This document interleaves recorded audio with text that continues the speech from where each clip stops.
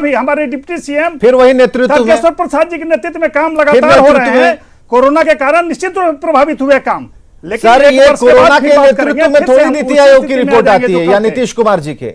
हम इतना कहना चाह रहे हैं कि आप नीति आयोग को झुठला रहे हैं, उस रिपोर्ट को झुठला रहे हैं। तो देखिए, आप बताइए 10 पॉइंट, आकलन कीजिए ना, 10 बिंदु बता दीजिए। 10 पॉइंट हमने कहा कि घर घर तक बिजली पहुंचा दी, घर घर तक जल पहुंचा दिया, घर घर सड़क पहुंचा दिया। पॉइंट की बात करते हैं। पटना में आइएगा तो पटना अगर 5 वर्ष के बाद कोई आएगा तो पटना को नहीं पहचानेगा, सभी शहरों को नहीं पहचानेगा जितने काम हुए आज। इसका मतलब 10 साल बाद आएगा पटना को नहीं पहचानेगा तो क्या मुजफ्फरपुर में उतरेगा? देखिए इन बातों को समझना जरा होगा, जरा समझते हैं। चलिए कुंतल कृष्ण के पास जरा चलते हैं। उसका पैमाना बता रहा हूं। कुंतल कृष्ण जी कांग्रेस के लीडर हैं, कहना चाह रहे हैं कुछ। कुंतल कृष्ण जी शुरू हो जाइए। आते जाते रहते हैं लेकिन काम कुंतल कृष्ण जी शुरू हो जाइए, कहिए क्या कहना चाहते हैं। विवेक जी, एक बात मैं अपने सत्ता पक्ष से आए हुए मित्रों को बता देना चाहता हूं कि ये जो एसडीजी गोल्स जो हैं, जो नीति आयोग ने जो निकाली है रैंकिंग, ये तीसरी बार रैंकिंग निकाली गई है और आज तक हर रैंकिंग में बिहार सबसे निचले पायदान पे रहा है, पहली बात। दूसरी बात, ये क्षणिक रिपोर्ट नहीं है, ये यूनाइटेड नेशंस और बिहार सरकार और भारत सरकार के साथ मिलकर के तय की गई एक रिपोर्ट है जिसके मानक बहुत स्पष्ट होते हैं। ऐसे मानक जो कि आम जनता की जिंदगी को अफेक्ट करते हैं, वो सारे मानक होते हैं। मसलन health, education, environment, drinking water, sanitization, ये सारे मानक होते हैं।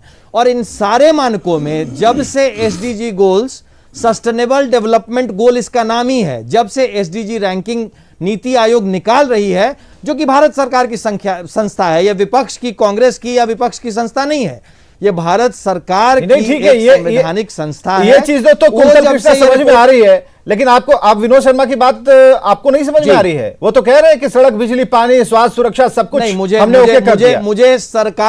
मुझे सरकार की एक बात समझ में आ रही है कि पिछले 16 साल से जो लोग काबिज हैं सत्ता पे, उनकी कारस्तानी यही है कि पूरे देश में जब कोई रिपोर्ट निकाली जाती है मानकों पे, विश्वसनीय मानकों पे, तब बिहार सबसे निचले पायदान पे होता है।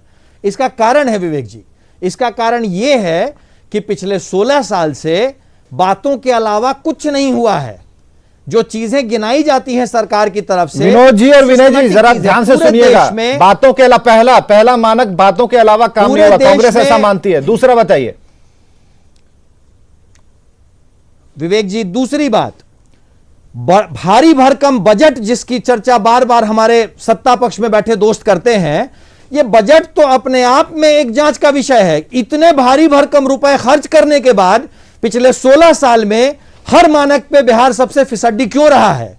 आप आज के दिन में कोरोना काल की बात की जा रही है, कोरोना पूरे देश के लिए, पूरी दुनिया के लिए था। चलिए 2 बिंदु विनोद शर्मा जी में ये रैंकिंग निकाली गई। जवाब तैयार रखिए। हाँ, देखिए इसी कोरोना काल में ये रैंकिंग निकाली जाए। विवेक जी मेरी बात अभी कंप्लीट नहीं हुई है, को नहीं झुठला सकते हैं। मैंने मेरी बात अभी कंप्लीट नहीं हुई है विवेक जी, अस्थाई है, इसको हम बदलेंगे। मैंने सबकी बात सुनी है विवेक जी, मेरी बात भी सुनी जाए। रिपोर्ट आएगी फिर से बिहार मेरी बात सुनी जाए विवेक जी, मैंने सबकी बात सुनी है। काम किया है सत्ता पक्ष, बोल रहे काम किया है, काम किया है। सत्ता पक्ष सिर्फ और सिर्फ बातें बोल रहा है। जदयू सरकार के काम बोलते हैं, हम केवल डाटा में विश्वास नहीं करते हैं, ये बात जमीनी हकीकत में विश्वास करते हैं। मैंने बात सुनी है ना, हमने जमीन पर काम किया है और फिर करते रहेंगे। अच्छा विनोद शर्मा जी करते रहेंगे विवेक जी। और बजट क्या हवा में उड़ जाता है? बजट ये कह रहे हैं, बजट क्या हुआ? बजट खर्च हो रहे हैं सड़कों में, गलियों में, नलियों में, बहुत जरूरी खर्च हुए।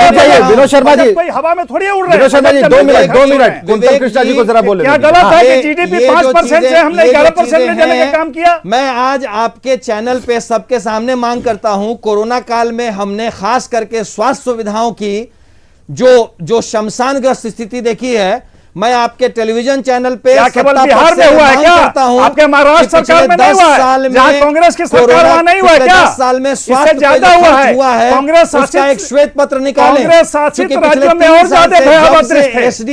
एसडीजी रैंकिंग हो रही है, तब से स्वास्थ्य के क्षेत्र में भी बिहार लगभग सबसे निचले पायदान पे है। और बजट में, बिहार में स्वास्थ्य बजट में हर साल बढ़ोतरी होती जा रही है। दूसरी बात विवेक जी, इस बात को जानना बहुत जरूरी है कि एसडीजी गोल में जो इंडेक्सेस हैं, जिन चीजों पे चर्चा होती है, उनमें से अधिकतर विभाग बिहार में भाजपा शासित मंत्रियों के पास ही रहे हैं। तो जो अपने आप को ये बात कहते हैं कि हम प्रो डेवलपमेंट हैं, उन प्रो डेवलपमेंट लोगों से ये बात पूछी जाए कि जब आज की बात ये क्षणिक नहीं है, पिछले 3 साल से एसडीजी रैंकिंग कर रही है नीति आयोग, और रुक जाइए जरा, कुंतल कृष्णा जी रुक जाइए, पिछले पायदान पे है। उपेंद्र कुशवाहा जी ने ट्वीट किया है, जरा देख लेते हैं क्या किया इस वक्त, अपडेट ही है ये। तो ये उन्होंने कहा विशेष राज्य के दर्जे की मांग कर दी है, और उन्होंने जो अपने ट्वीट में जो बातें लिखी हैं उसे हम जरा पढ़कर बताएंगे। हालांकि ये अभी जो बातें लिखी हैं आप पढ़ पा रहे होंगे हमारे तमाम दर्शक। उपेंद्र कुशवाहा नेता जेडीयू, जिन्होंने विशेष राज्य के दर्जे की मांग करते हुए एक ट्वीट लिखा है, जिसे लंबित मांग बताया है और उस पर विचार करने की बात कही गई है।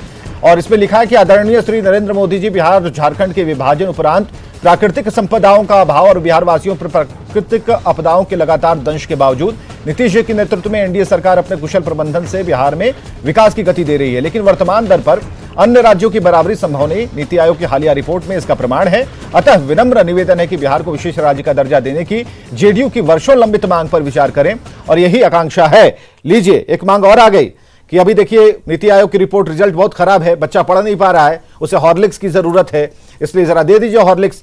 तो ऐसा लग रहा है ना कि ये ठीक ठाक है। विनय कुमार चौधरी, बात बहुत स्पष्ट है।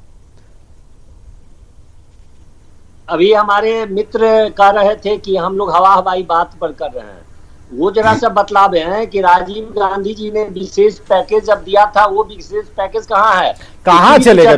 फिर यही गड़बड़ है। विनय कुमार चौधरी जी, पन्ना देख के पूछिएगा तो फिर गड़बड़ हो जाएगा।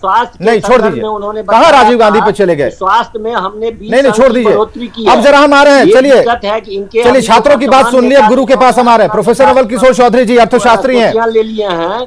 प्रोफेसर नवल किशोर चौधरी जी के जरा देखिए, प्रोफेसर नवल किशोर चौधरी जी किस तरीके से इस खाके को समझाएंगे हमें जरा। नीति आयोग की जो रिपोर्ट आई है, प्रोफेसर नवल किशोर चौधरी जी की आवाज को जरा जान दीजिए।